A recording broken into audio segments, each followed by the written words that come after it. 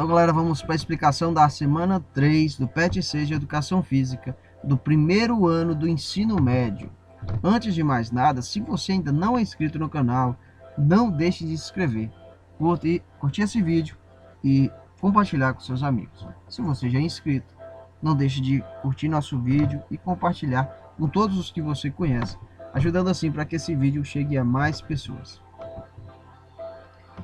Nessa semana nós vamos estar falando sobre o xadrez, e aí temos aqui alguns pequenos trechos de texto que vai estar falando sobre o xadrez, sobre os possíveis surgimentos, né, de acordo com a sociedade que ali estava.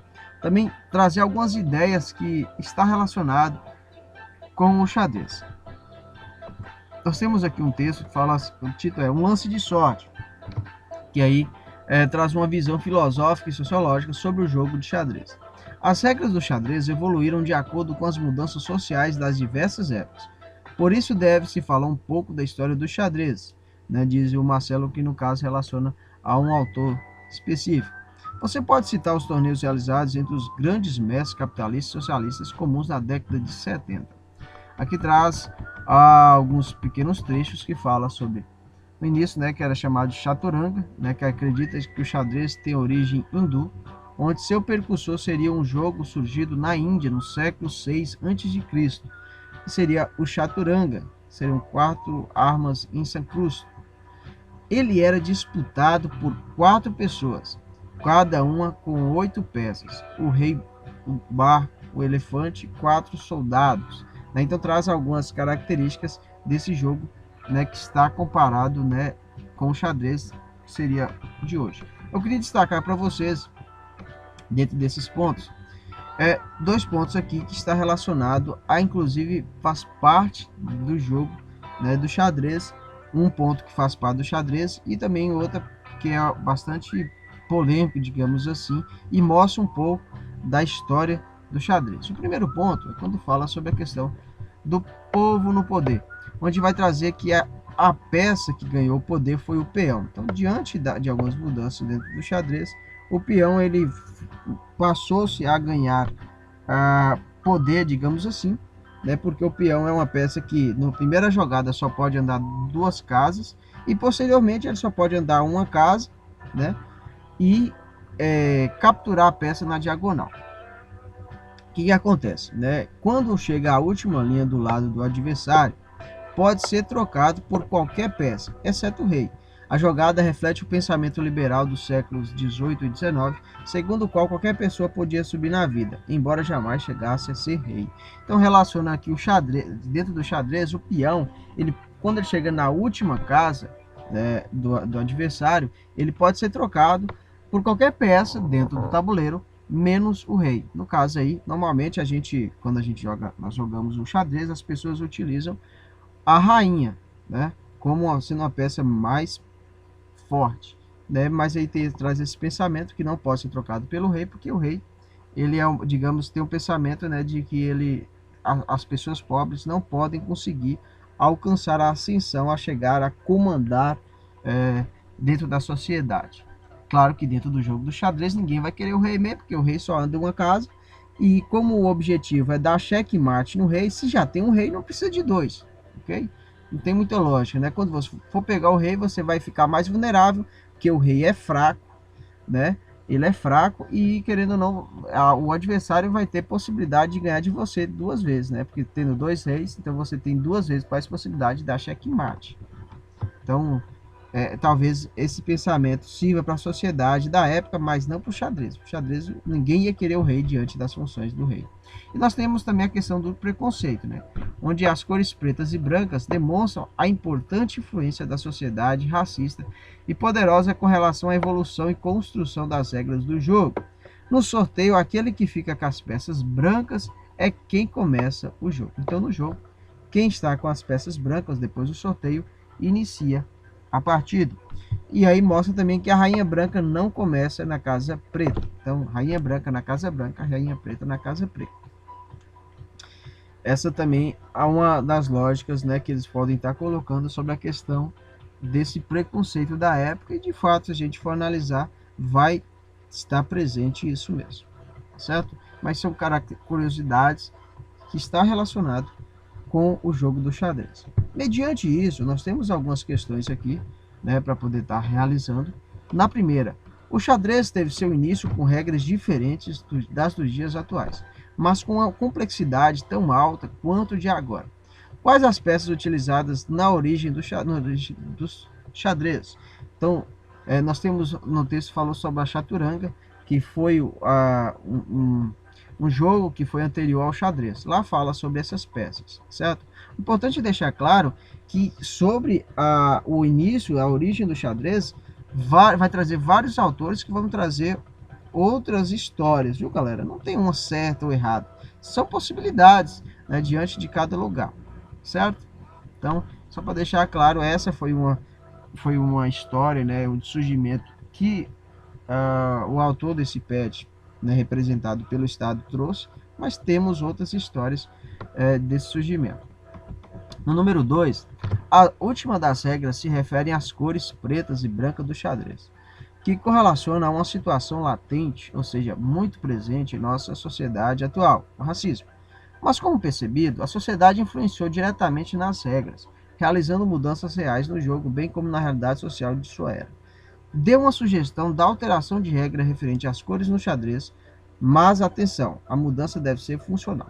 Então você vai procurar pensar qual uma alteração de regra que vai estar relacionado a essa questão do racismo, né? Aqui fala até como uma questão de mudança que aconteceu na sociedade, né? Diante do texto que nós lemos, é você procurar falar sobre uma dessas mudanças que ocorreram.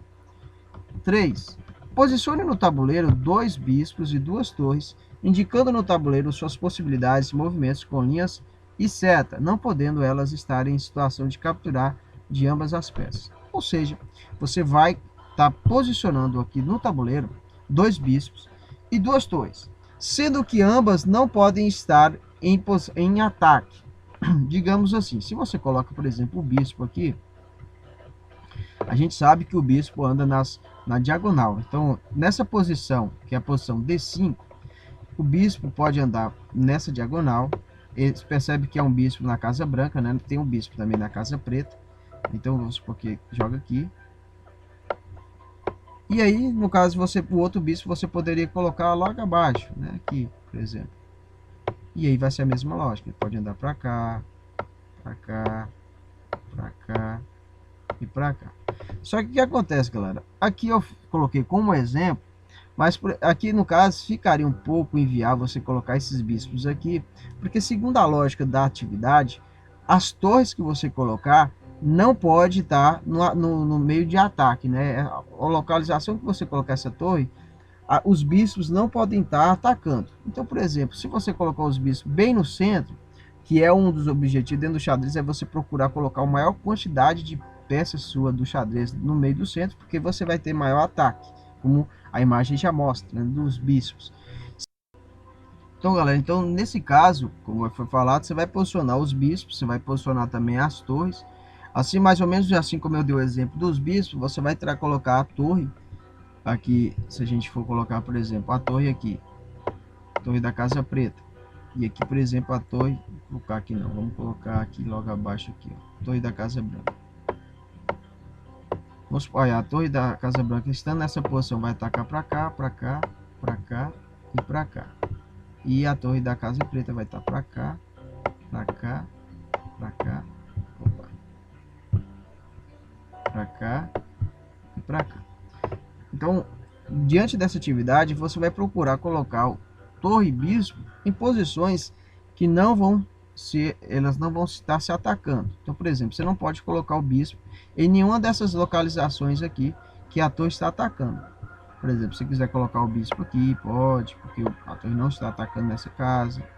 O outro bispo pode colocar aqui. Tá? É um exemplo que eu estou trazendo para vocês, para que você pode estar relacionado. Eu já falei no primeiro momento a movimentação dos bispos só para te ajudar. Se, por exemplo, se os bispos estivessem aqui agora, né, como no primeiro momento eu mostrei para vocês, não poderia, por quê? Porque no caso o bispo da casa preta estaria aqui e a torre estaria atacando, então não poderia, ok? E também, se fosse o caso, a torre não poderia estar aqui, porque o bispo estaria atacando aqui também. Essa lógica que você deve avaliar. Nós vamos dar sequência. No número 4 aqui vem falar que o xadrez é um jogo dinâmico e conhecido pelos estudantes como exercício teórico, mas a verdade é que seu conhecimento deve ser extremamente prático. Como isso acontece? Na verdade, galera, se a gente for analisar, claro, é importante de fato um jogo dinâmico, né? Se a gente for pensar um exercício teórico, porque você vai estar trabalhando com o seu raciocínio. Mas é importante também que você tenha um conhecimento dessa movimentação das peças. Por quê? Porque você vai observar a posição das suas peças e também das peças do seu adversário. E aí na hora da jogada, não basta apenas você ter a movimentação em sua cabeça, você tem que avaliar se de fato as peças estão dispostas para que o seu ataque aconteça, certo? Então é uma combinação de jogadas e você deve estar relacionando esse pensamento com a movimentação. Nesse patch temos 2 desafios que levarão suas habilidades no jogo. No caso que nós traz aqui o desafio das 7 rainhas, que é a rainha é uma peça de extrema importância no jogo, e o manuseio perfeito dela te fará um jogador acima da média. Posicione o tabuleiro abaixo a partir de uma primeira já posicionada no tabuleiro, mais 6 rainhas, sem que tenha possibilidade de capturar a outra. Então percebe que você aqui já tem a primeira rainha já foi colocada, né? Está aqui. Você vai estar posicionando agora mais 6 rainhas, da qual não vai poder capturar. Então, posicionamento. Vamos supor que você vai colocar outra rainha aqui, tá? Você vai colocar outra rainha aqui. Se a gente for analisar, ela não está sendo atacada pela rainha que aí está. Percebe que essa primeira rainha está na casa D5 e essa segunda rainha está na casa B2. Então, nessa posição aqui, ela não é atacada. Você deve colocar as outras 5 rainhas em casas que não vão ser atacadas, não vão ser capturadas pelas demais. Ok? Então, vamos lá para a próxima. Nosso desafio, que é o desafio do cavalo, né? Onde vai falar que o cavalo é essencial em qualquer estratégia de um bom jogador de xadrez. Nesse exercício, elevaremos nossa habilidade, né, pensando essa peça. Você deve caminhar com o cavalo pelo tabuleiro seguindo as seguintes regras. Enumere de forma crescente cada casa que seu cavalo passar, dando sequência ao caminho já iniciado. Não poderá repetir uma casa já visitada pelo cavalo. Seu cavalo deve andar seguindo as regras de movimento da peça de xadrez, ou seja, andar em L.